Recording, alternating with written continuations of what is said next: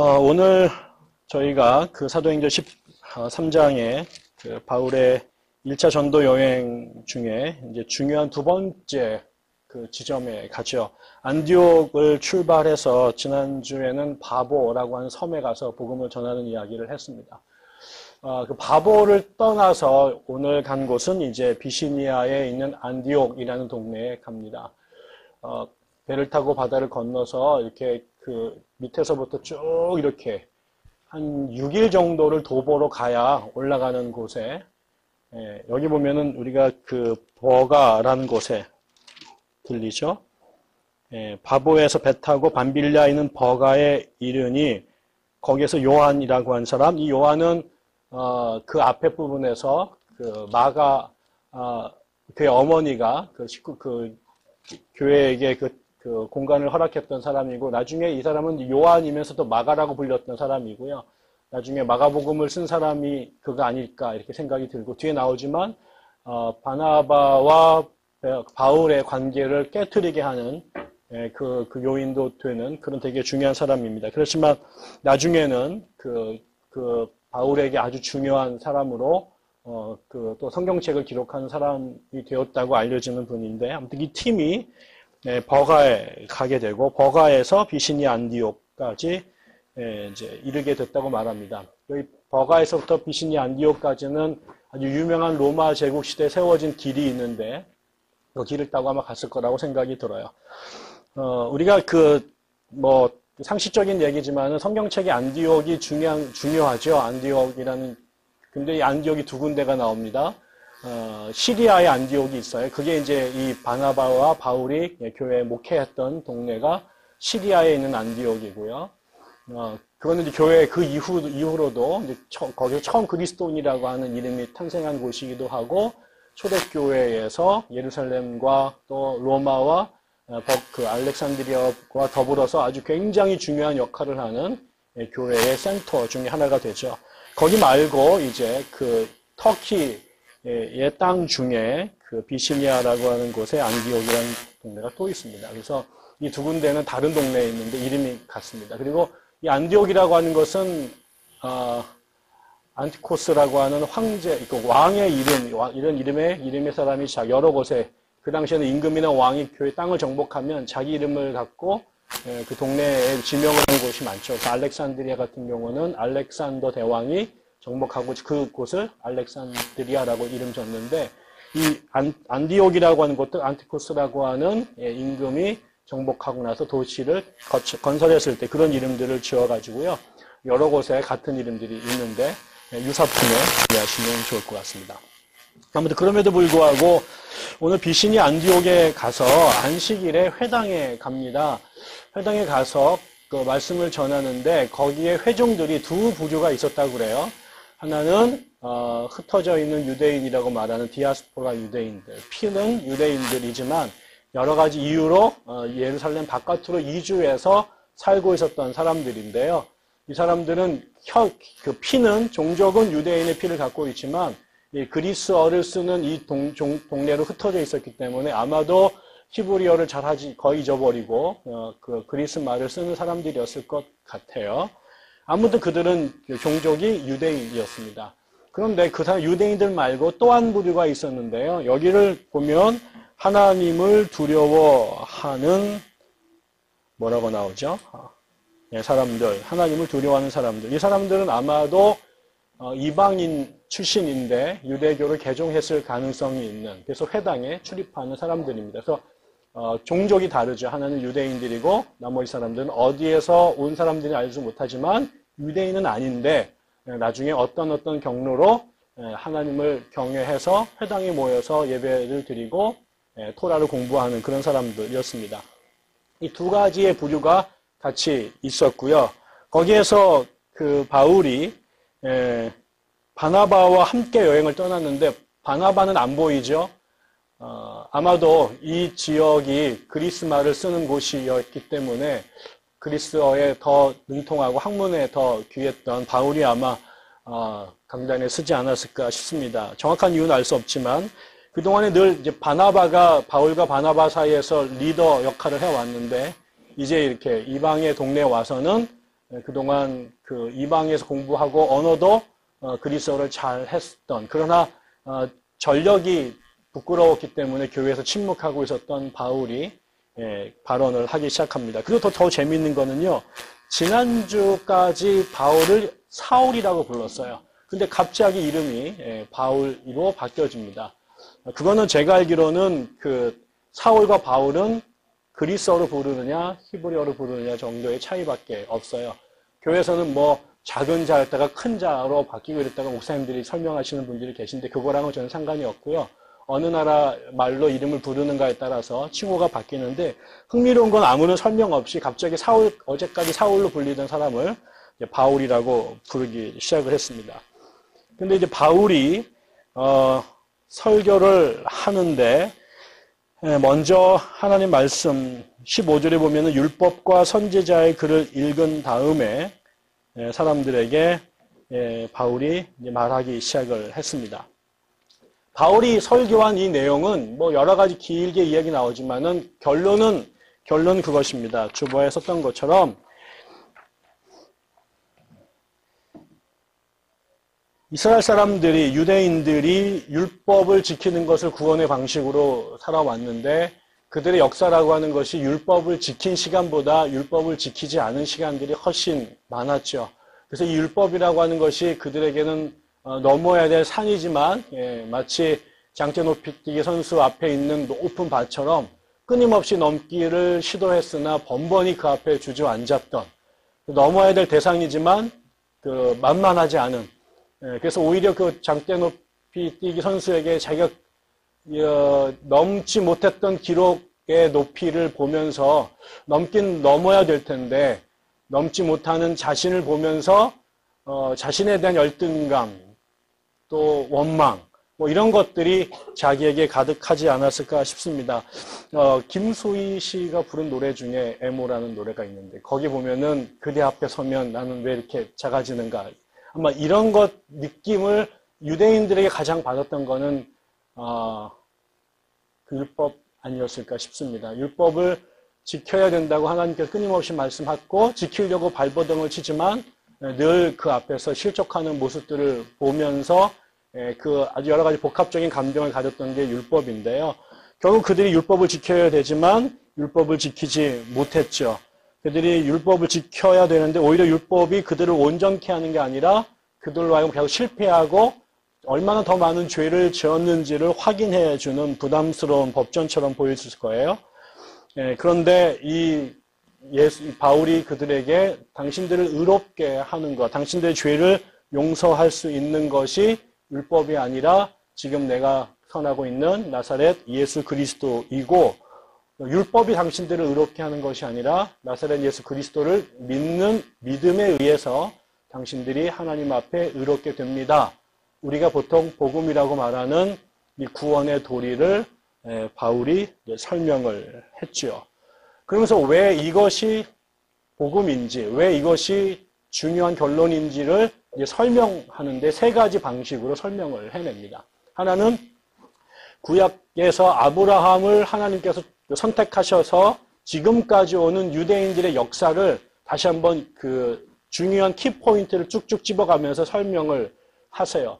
그런데 이제 아브라함을 부르신 것도 하나님이고, 그 다음에 애굽에서 고난받고 있었던 백성들을 찾아가서 구원해 내신 것도 하나님께서 하신 일이고, 유대 광야에서 헤매던 시절에 지키신 것도 하나님이고, 가나안에 들어가서 왕국을 건설하고 또 그 전에 사사시대 때 그들을 지키신 것도 하나님이고, 그 연속선상에서 예수를 우리에게 주와 그리스도로 보내신 것도 하나님입니다 라고 구약을 설명합니다. 구약을 읽어내는 다양한 방법이 있겠지만 지금 바울은 구약에 일어났던 중요한 핵심적인 이 역사적 사건들이 하나님께서 행하신 것입니다 라고 이야기를 하게 되죠. 이 모든 주어가 하나님께서 선택하셨다, 하나님께서 부르셨다, 하나님께서 보내셨다, 하나님께서 도우셨다라고 쭉 이거를 하나님의 주관에 하에서 벌어진 일로 보고, 그 연속선상에서 예수를 우리에게 보내신 것도 하나님이 하신 것이다 라고 설명을 첫 번째 하고요. 두 번째로는 그 당대의 유대인들에게 가장 권위 있었던 종교 지도자가 누구였을까? 그것은 그 유대의 그 종교 구조가 성전을 중심으로 한 제사장 집단과 제사장 바깥에 있는 선지자 그룹의 긴장 관계 속에서 신앙이 오게 되죠. 누구 말대로 제사장은 늘 다 잘 되고 있어 라고 얘기하지만 예언자는 늘 엉망진창이야 라고 얘기해서 둘이 관계가 좋지 않지요. 그래서 제가 여러 번 말씀을 드렸습니다. 이 제사장 그룹들은 백성들을 위로하고 백성들을 하나님 앞에 죄를 용서해 줄 수 있도록 용서받도록 제사를 드려주는 과정이죠. 이거는 이스라엘 사람들에게 구원받는데 이 성전이라고 하는 것, 성전 제사가 굉장히 중요했고 그 일을 대행해주는 권위자였기 때문에 사람들은 제사장들을 되게 존경했고 그것도 그 제사장 가문은 계속 세습해서 내려왔어요.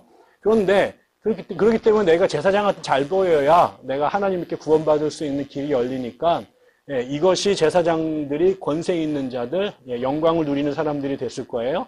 그런데 이제 예언자들은 하나님께서 이스라엘 백성들을 향해서 왜 내가 너희들한테 준 계명대로 살지 않느냐, 니들이 왜 요따위로 엉망이냐라고 책망하시고 하나님의 뜻을 이렇게 가르쳐주는 그런 일을 하는데 그 말씀 앞에 이스라엘 백성들은 늘 엉망이었고 맨날 꾸중 듣는 이런 과정이 되니까 사람들은 그 소리가 듣기 싫겠죠. 그래서 이 선지자들은 인기가 없어요. 그래서 선지자들은 돌에 맞아 죽기도 하고 우리나라 독립군 자녀처럼 늘 어렵게 살죠. 인기가 없어요. 그래 어떻게 해요? 아무도 안 하려고 그래요. 그래서 하나님이 강권적으로 불러다가 그 일을 강제로 시키시죠. 그런데 사람들이 그래서 인기는 제사장이 있고 선지자는 인기가 없지만 적어도 양심 있는 그 유대인들의 눈에 누가 더 신령한지 알 수 있죠. 더 좀 레디컬하게 얘기를 해보면 이렇습니다. 우리나라에 무당이 두 종류가 있어요. 하나는 세습을 하는 무당이 있고요. 하나는 신이 내려서 강신이 돼서 무당이 된 사람들이 있어요. 우리나라의 진도나 제주도는 대부분이 이 세습을 한 무속인들이 있습니다. 세습을 하게 되면요, 배우죠. 세습을 한 무당들은요, 그 노래하는 거, 전보는 거, 굿하는 것들을 자기에게 물려준 분한테 배워요. 그래서 이 전라도와 제주도에 있는 무속인들은요, 인간문화재가 돼요. 배웠기 때문에 전수가 가능해요. 그런데 강신무들은 배운 게 아니라 일단 이분이 오셔가지고 무병이 걸리고 이 팔자사나운 이 짓을 안 하려고 막 도망다니다가 막 죽을 것 같으니까 겨우 내린굿을 받고 이렇게 무당이 되죠. 아무도 안 하려고 그래요. 그런데 나중에 점은 누가 더 잘 칠까요? 이 강신을 한 사람들이 훨씬 더 점 이런 걸 잘 쳐요. 그러니까 이 무속의 구세 예술적 차원은 강신물과 아니라 세습무들이 훨씬 더 화려하고 멋있는데 실제로 신과 접해가지고 뭔가 초자연적 기능을 행하는 거는 강신무들이 훨씬 더 강해요. 근데 사람들은 이 강신무가 되고 싶어 하는 사람들은 아무도 없어요. 그러나 이 이 세습무와 강신무 중에 누가 더 용하냐? 그러면 누구도 예외 없이 이 강신무들이 훨씬 더 용하다고 생각하죠. 따라가고 싶진 않지만 그들이 갖고 있는 영적 영험함을 부인하기는 어려워요.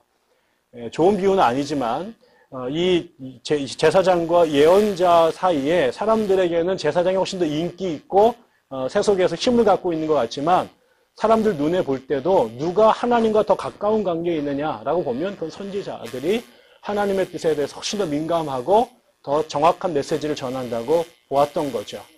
그런데 그 당시에 이 유대인들 가운데 유대인 사회에서 가장 영향력 있는 선지자가 누구였냐면 세례 요한이었습니다. 이 사람을 마지막 사사이자 또 마지막 예언자라고 하죠. 그런데 이 세례 요한이 역사 속에서 사람들에게 중요했던 것, 우리 기독교 역사에서 중요했던 것은 이 사람이 바로 예수 그리스도께서 가신 길을 예비한 사람이었잖아요. 그리고 많은 사람들이 볼 때는 당대 최고의 예언자였던 사무엘과 엘리야와 같은 영향력 있는 종교 지도자였는데 그 사람이 한 예언 가운데 가장 중요한 예언은 내가 그리스도가 아니고 내 뒤에 내가 힘들매도 힘도 풀기 어려울 만큼 나보다 아주 뛰어난 하나님의 사람이 올 것이다 라고 했고 그 사람이 바로 나사렛 출신 예수다라고 사람들에게 알려준 거죠.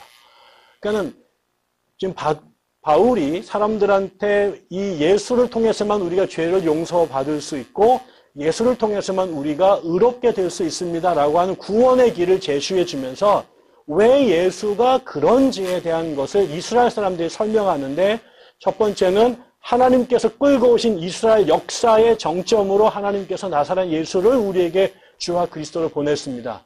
두 번째, 당신들이 가장 존중하고 그 다음에 경배하는 그 다음에 권위를 인정하는 세례 요한의 예언의 절정이 마지막이 바로 이 예수가 우리의 구세주라고 하는 것입니다. 라고 얘기를 하죠.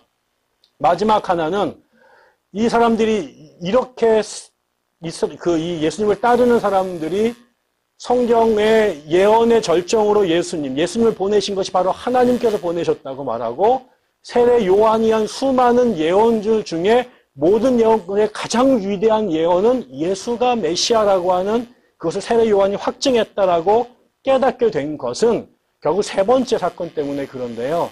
그건 뭐냐면 세 번째는 성경에 수많은 기록들이 있는데 그 기록들에 공통된 건 뭐냐면 하나님께서 보내시는 그 사람은 육체가 썩지 않는 존재가 될 거다라고 예언했다는 것이고 예수가 바로 그 육체가 썩지 않는 신비로운 경험을 하신 분이다라고 말하는 거예요. 성경에서 수도 없이 지금 바울이 인용하고 있는 시편이든 또 다른 곳이든에 나오는 예언들이 죽지 않는, 육체가 썩지 않는 존재를 하나님께서 보내실 터인데 바로 그 사람이 바로 예수다라고 말했던 것은 그들이 육체 가운데 죽었지만 썩지 않고 부활하셨던 예수를 바울과 바나바, 초대교회 지도자들이 경험했었던 거죠. 그리고 그 경험이 성경을 통해서 읽었던 이 예언들이 예수를 통해 성취됐다고 알게 된 거죠.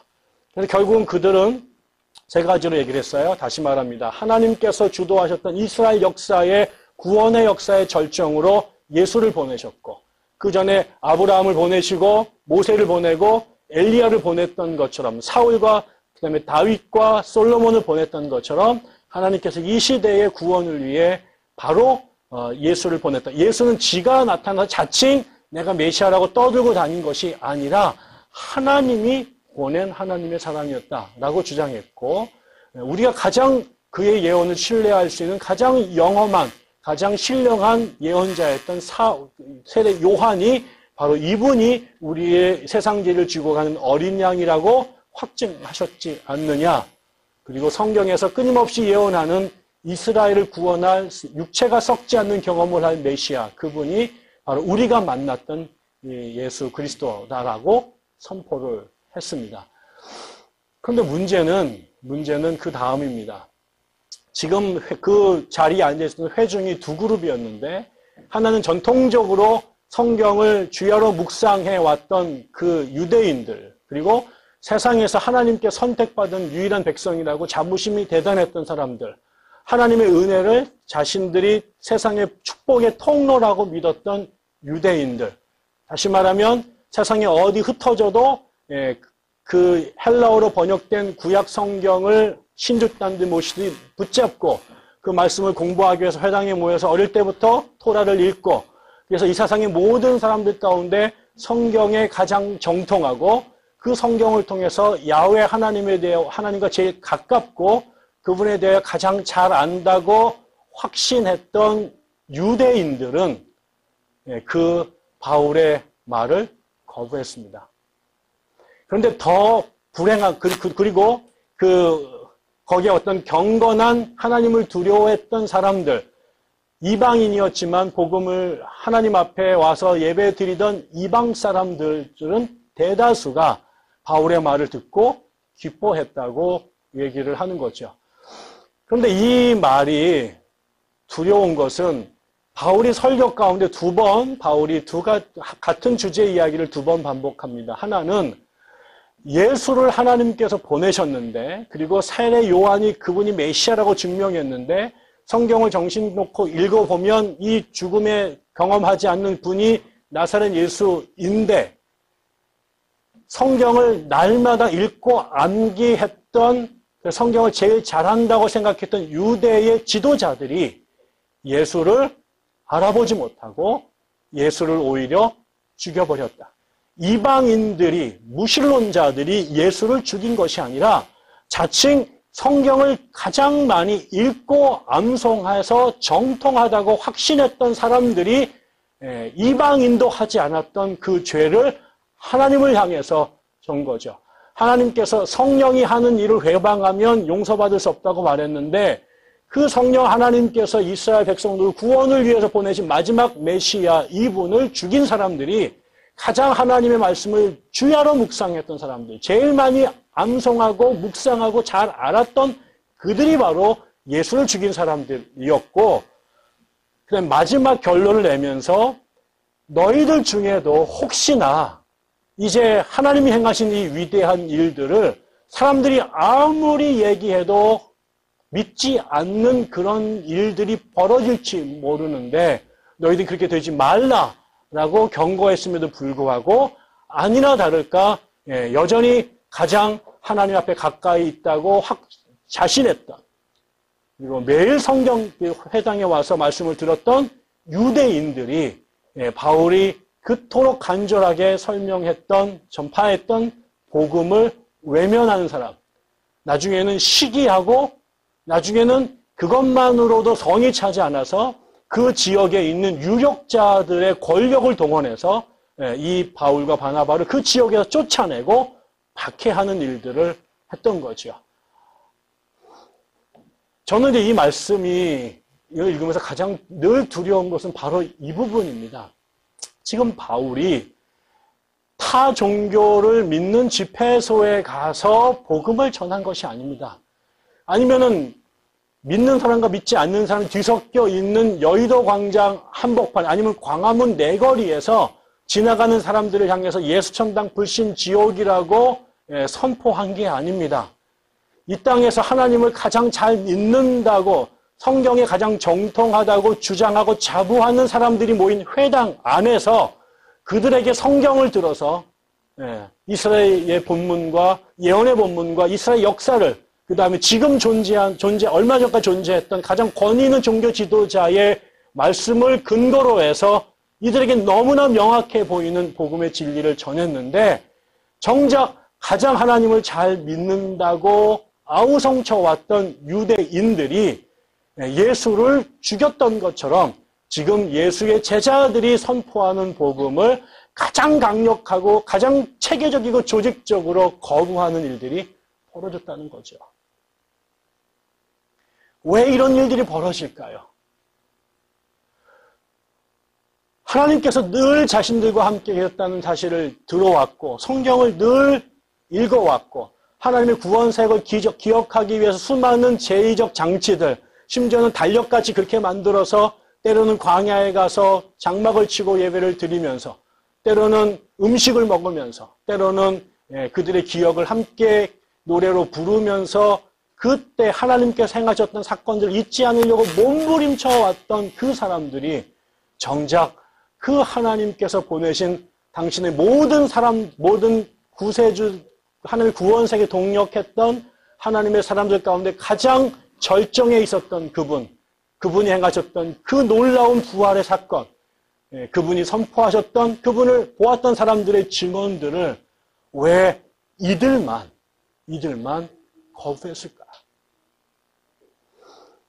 이 이야기를 오늘 우리의 버전으로 보면 하나님의 말씀을 오히려 세상에 하나님의 존재를 인정하고 하나님의 계심을 두려워해서 하나님의 말씀을 듣기를 원하는 교회 바깥에 있는 사람들은 오히려 그 말씀에 열려져 있고 예수가 보이는데, 성경이 읽혀지는데, 성경을 늘 같이 해왔고 살아왔고 자기 삶의 일부라고 주장하고 확신하는 교회 안의 사람들에게는 하나님이 보여지지 않고 예수가 이해되지 않고 예수가 믿어지지 않고 예수를 따라갈 수 없는 일들이 벌어지는 거예요. 더 레디컬하게 말하면 이 시대에 하나님의 나라를 가로막고 있는 사람들은 타 종교인들, 이슬람이나 불교인들이나 아니면은 동성애인들이 아니라 자칭 하나님을 제일 잘 믿고 하나님을 독점했다고 생각하는 한국의 그리스도인들이 어쩌면 하나님의 나라의 가장 큰 거침돌이 되고 있지 못하다라는 거죠. 어쩌면 그 일에 제가 괴수로 앞장을 쓰고 있는지도 모르고 가장 잘 믿겠다고 몸부림치는 백향나무 교회가 어쩌면 그 하나님의 말씀을 가장 왜곡해서 우리식대로 믿고 있는 집단이 될지도 모른다라는 생각에 섬찟하고 두려운 것입니다. 우리 상식으로는 복음을 듣지 않은 사람들이, 타종교에 물든 사람들이, 그 시대의 에토스에 젖어 있는 사람들이 하나님을 거부할 것 같은데 이 교회 역사 속에 하나님의 길을 가로막았던, 하나님의 길에 태클이 되고 장애물이 됐던 사람들은 타종교인들이 아니라 정작 십자가 밑에 예배드리는 그 사람들, 매일 성경책을 손에 들고 다니면서 입에 하나님과 예수와 십자가가 붙어 있었던 그 사람들이 정작 하나님의 가장 큰 마음에 상처를 주는 사람들, 하나님의 복음을 몸으로 막는 사람들, 아니 그들을 박해하고 쫓아내는 일을 했던 사람들이 바로 그들일 수도 있다라는 거예요. 우리는 끊임없이 최근에도 한국에 무슨 일이 벌어지면 WCC를 쫓아내야 된다라고 데모하고, 동성애자들이 모으면 동성애 쫓아낸다고 데모하고, 그 다음에 또 진보주의자들이 오면, 아니면 타종교인들이 오면 그걸 때려잡아야 된다고 막 마녀사냥하듯이 하는데, 물론 거기에도 문제가 없다라고 절대 말해서 거기도 또 굉장히 많은 문제들이 있지만, 하나님의 관심은 이 시대의 교회를 하나님에게 태클을 들고 맞짱을 뜨는 놈들은 외국에서 온 이슬람 교도들이거나 아니면은 여기 암암리에 숨어져 있는 성적 정체성이 우리와 다른 사람이거나 아니면 다른 정책 이념을 갖고 있는 사람들이 아니라 늘 하나님의 등에 칼을 꽂았던 하나님의 원수들은 하나님 앞에 뻣뻣하게 예배를 드리면서 성경책과 기도를 주야로 몸에 지니고 살았던 사람들 중에 늘 하나님의 원수들이 나왔었다는 거죠. 적 그리스도라고 말하지 않습니까? 예, 적 붓다나 아니면 적 마호멧이 아니라 적 알라가 아니라요. 적 그리스도예요. 가장 예수님하고 비슷한데 달라요. 지난주에도 바 예수가 그러지 않았습니까? 남들이 보면은 유대인이고, 남들이 보면 선지자고, 남들이 보면 기사와 이적을 행하는 마술사인데, 가장 바울과 닮았던 그가 서기어 바울이 복음을 받아들이지 못하도록 압력을 당하고 박해를 조장했던 사람들이 바로 그였다라는 거죠. 그래서 우리는 어떻게 할까요? 그러면 저는 이 유대인들이 그렇게 됐을까 생각해 보면, 그 유대인들과 바울의 차이가 뭐였을까라고 보면요, 저는 제일 중요한 건 거기에 있었던 것 같아요. 바울이 제일 먼저 예수가 그리스도임을 선포했던 그 논리가 뭐냐면, 이 역사를 주관했던 분은 하나님이시라는 거예요. 이스라엘 백성이 잘났기 때문에, 아브라함이 뛰어났기 때문에 수많은 사람 중에 1등으로 그를 딱 뽑은 게 아니고, 아니면은 애굽에서 이스라엘 백성들이 착한 일을 너무 많이 해가지고 너무나 돋보여서 그 민족을 애굽과 구분했던 게 아니고, 광야에서 그 이후의 시절 동안 이 친구가 너무나 신령하게 하나님을 섬겨서 너무나 이뻐가지고 어찌할 줄 몰라서 하나님께서 왕창 축복하신 게 아니라, 왜 아브라함이 여였는지는 아무도 모릅니다. 왜 하나님께서 이스라엘 백성, 애굽이라고 하는 제국 대신 이스라엘 민족을 선택하셨는지 아무도 모릅니다. 왜 사울을 버리고 다윗을 뽑으셨는지 모릅니다. 성경 어디에도 그가 그랬기 때문에는 없어요. 하나님은 왜 그 대제국과 훌륭한 사람들, 인간적으로 뛰어난 사람들을 내버려 두고 형들보다 머리가 하나 작았고 제국 이 땅의 사람들 중에 가장 볼품없는 민족이었던 이스라엘 민족, 그리고 여기 보면은 그 세월 동안 하나님이 이스라엘 백성들을 참으셨대요. 잘해서 한 게 아니라 속을 있는 대로 썩는데도 하나님께서 일방적으로 이용할 수 없는, 그야말로 우리가 아가페라고 설명할 수 없는 그것으로 견디고 잊어주시고 참아주시면서 속 닥태우시면서 그 인간들을 견뎌오셨어요. 그러면서 그럼에도 불구하고 그들이 잘했기 때문이 아니라 그 엄청난 실수와 연약함에도 불구하고 한 번도 율법을 제대로 지킨 적이 없음에도 불구하고 그들을 그럼에도 불구하고 참으시고 인내하시고 붙드시고 용서하시고 또 용서하시고 또 용서하시고 또 용서하셨던 하나님께서 역사를 끌고 왔다라고 본 거예요. 그런데 제가 쭉 읽는 이스라엘 민족이 바울의 이 이야기에 화내고 사도행전 전체 이야기에서 끊임없이 반복되는 것은 복음의 은혜가 이방인들에게 넘어갔을 때, 유대인들 담장 너머로 흩어갔을 때 유대인들은 그것을 시기하고 견뎌하지 못했어요. 다시 말하면 바울의 눈에는 인류의 역사를 끌고 나가시는 분이 하나님이신데, 그리고 그 하나님이 역사를 끌고 나가신 방법은 그렇기 때문에가 아니라 그럼에 불구하고였는데, 이 유대인들의 눈에는 세상의 중심이 하나님이 아니라 유대인이에요.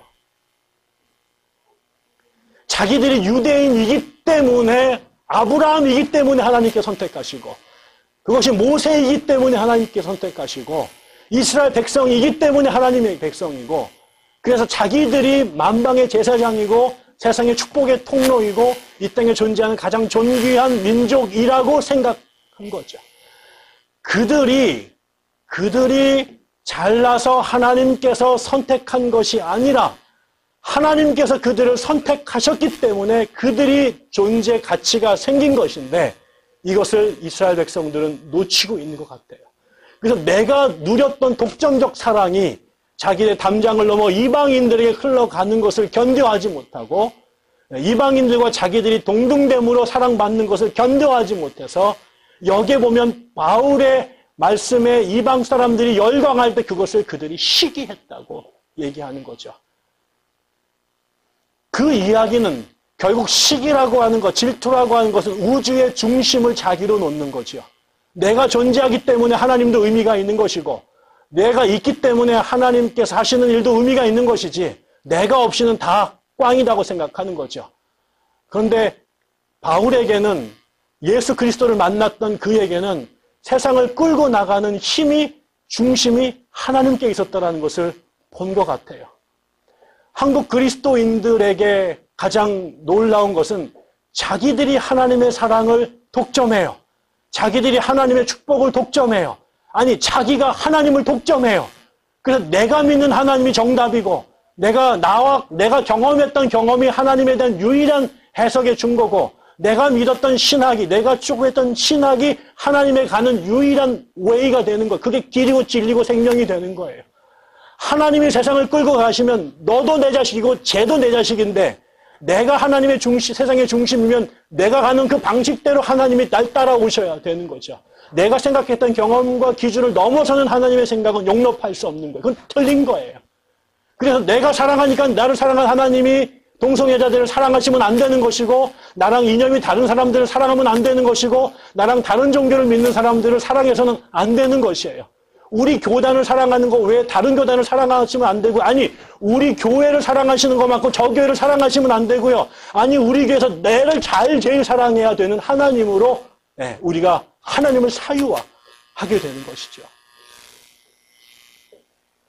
그것이 결국은 하나님이 행하시는 일 앞에 그 감당할 수 없는 은혜 가운데 나 같은 죄인 중의 괴수도 하나님의 은혜로 사랑받았다고 고백해야 되고, 그 사랑이 나를 넘어 저에게까지 확장되는 것을 기쁨과 감사함으로 영광을 돌려야 되는데, 마치 포도원 농장에 일하기 위해서 인력시장에 머물던 사람들 중에 앞에 끌려가서 일했던 사람들이, 앞에 은혜를 받아서 일했던 사람들이 마지막에 뒷시에 온 사람과 자기에게 똑같은 임금을 주자 그걸 견뎌하지 못해서 데모를 했던 포도원의 그 농부들처럼, 바울은 이 문제를 주인의 관점에서 예수처럼 보실 수 있었지만, 이스라엘 백성들은 거기 농장에 와 있는 농부들처럼 자신들의 시각에서 하나님을 판단했다는 거죠. 저는 다른 사람들이 어떻게 사는지는 그야말로 별로 관심 없습니다. 중요한 거는 백향나무 교회가, 이 교회가 잘 믿기를 원하고 잘 믿으려고 몸부림치는데, 혹시나 우리가 이 유대인들처럼 되지 않을까 두렵습니다. 결국은 우리가 이 문제를 극복하는 것은 우리의 경험과 우리가 서 있는 그 자리를 끊임없이 벗어나서 하나님의 관점에서, 하나님의 자리에서 주어가 하나님이 돼서 역사를 읽는 것입니다. 중국 사람들이 중세의 그림을, 세계 지도를 그리면 전 세계 가운데다가 중국을 떡 그리고, 한국 사람들에게 지도를 그리면 전 세계 중심에 한국을 딱 그리잖아요. 예전에 누가 그런 얘기 하더라고요. 제가 말씀드렸는지 모르겠는데 그 문동환 목사님이, 제가 유학 시절에 우리 학교에 오셨어요. 이분은 이제 문익환 목사님 동생이신데 지금 90이 넘은 대신학자이신데, 이분이 이제 은혜를 많이 받으셨는데 요즘에 한국에 대한 사랑이, 이제 주님을 만날 때 가까우니까 나라에 대한 사랑이 깊어지시나 봐요. 그래서 식사를 하시면서 하나님께서 우주의 중심으로 이 한민족을 선택하신 것 같다고. 이게 우리나라의 신화를 보면은 태초부터 하나님께서 한민족을 사랑하신 이게 막 보인다고. 이렇게 했더니 이제 우리가 다 감동해가지고 정말 그런가 보다. 이분이 무슨 계시를 받으신다고 해서 귀를 쫑긋 세고 막 이렇게 듣고 있는데, 그래서 또 이 문 목사님이 너무 기분이 좋아가지고 막 천기를 막 누설하시면서 한민족이 우주의 중심임을 막 선포하셨어요. 그래서 우리가 모두 은혜를 엄청 받고 있는데 갑자기 그 사모님이 미국 할머니신데 벌떡했더니, 아이고 목사님 나는 그렇게 생각 안 해요. 그 목사님 갑자기 찬물이 쫙 끼어졌죠. 왜 그랬더니, 아니 내가 책 읽어보니까 나라마다 그런 이야기가 다 있더라고요. 다 지들이 하나님 앞에 유일하게 선택받은 민족이래요. 아이고 웃기는 소리죠. 이렇게 얘기했었어요. 웃기는 소리죠. 그래서 그 대신학자의 예언이요, 웃기는 소리로 갑자기 전락됐죠. 그 모든 민족이 하나님을 자기의 것으로, 모든 하나님의 백성이 하나님을 내 것으로 사유했을 때 하나님은 내 야망과 정욕을 실현하는 도구로 남용됐고, 그것이 십자군의 전쟁을 일으키게 하고, 같은 하나님을 믿는 독일과 영국이 서로를 향해 총구리를 들이대고, 같은 하나님을 믿는 북한과 남한이 서로에게 원수가 되게 합니다. 우리에게 가장 중요한 두려움은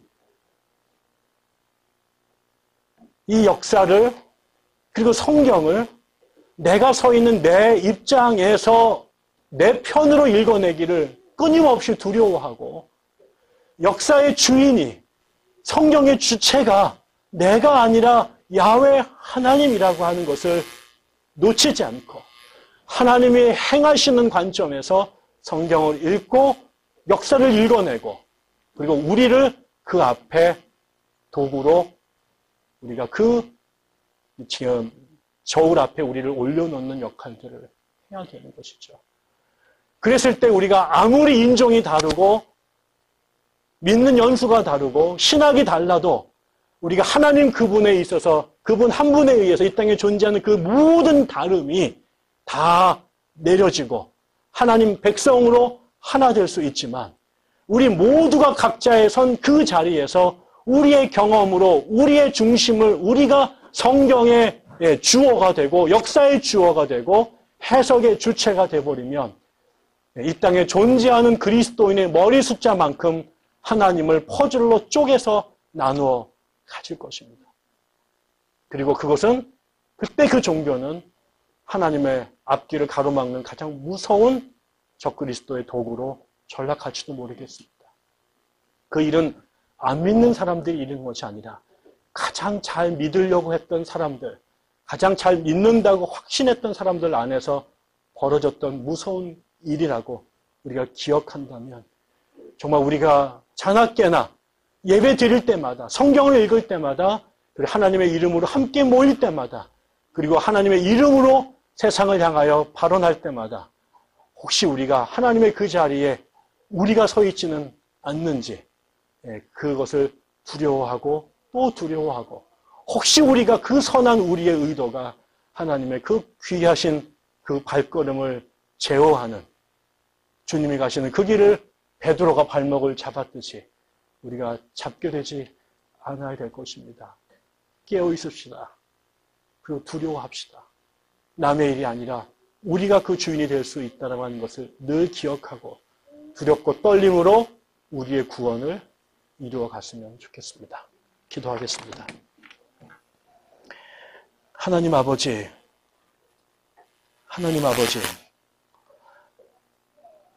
우리가 사람이기 때문에 또 우리가 역사적 존재이기 때문에 사회적 존재이고 환경의 영향을 받는 사람들이기 때문에 끊임없이 우리의 관점으로 성경을 읽는 것이 자연스럽고 우리의 입장에서 세상을 판단하는 것이 당연해 보이고 내 생각이 하나님의 생각일 거라고 믿는 것이 더 자연스러운지 모르지만 하나님 오늘 말씀 앞에서 다시 한번 우리를 내어놓습니다.